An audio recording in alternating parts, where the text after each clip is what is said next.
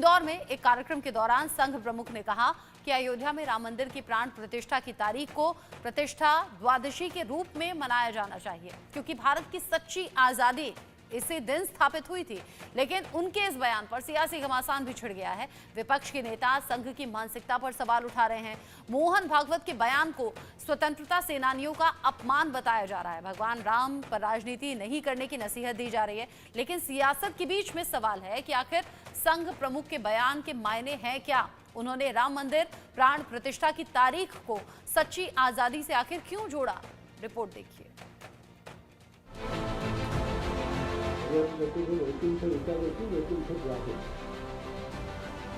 अब इसको प्रतिष्ठा द्वादशी क्योंकि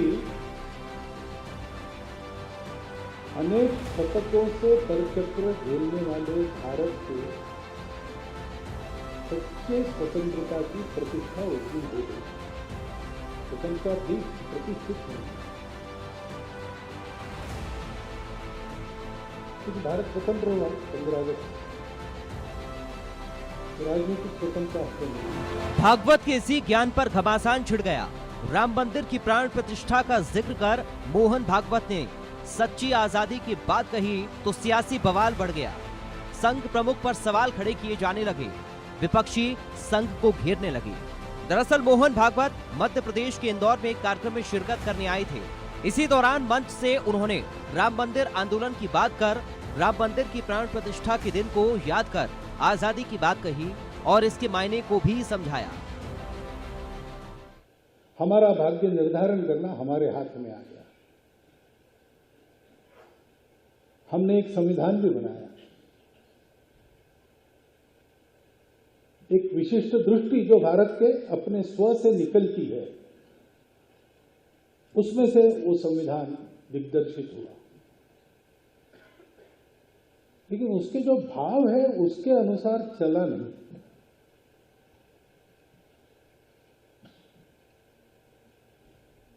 और इसलिए हो गए हैं स्वप्न सब साकार, कैसे मान ले। टल गया सर से व्यथा का भार, कैसे मान ले।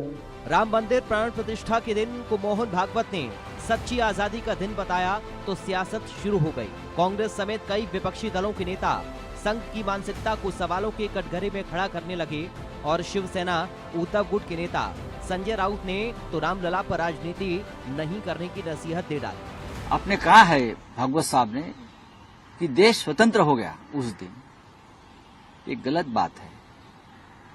रामलला इस देश में हजारों लाखों साल से है और रामलला के लिए पहले भी आंदोलन हमने किए हैं और करते रहेंगे। लेकिन आप रामलला के नाम पर राजनीति मत करिए। मोहन भागवत के बयान पर घमासान बढ़ चला है। संघ मुखिया विपक्ष के निशाने पर है, लेकिन सवाल है कि आखिर मोहन भागवत के बयान के मायने क्या है, और सवाल ये भी कि रामलला के गुणगान पर घमासान क्यों। Bureau report, India news.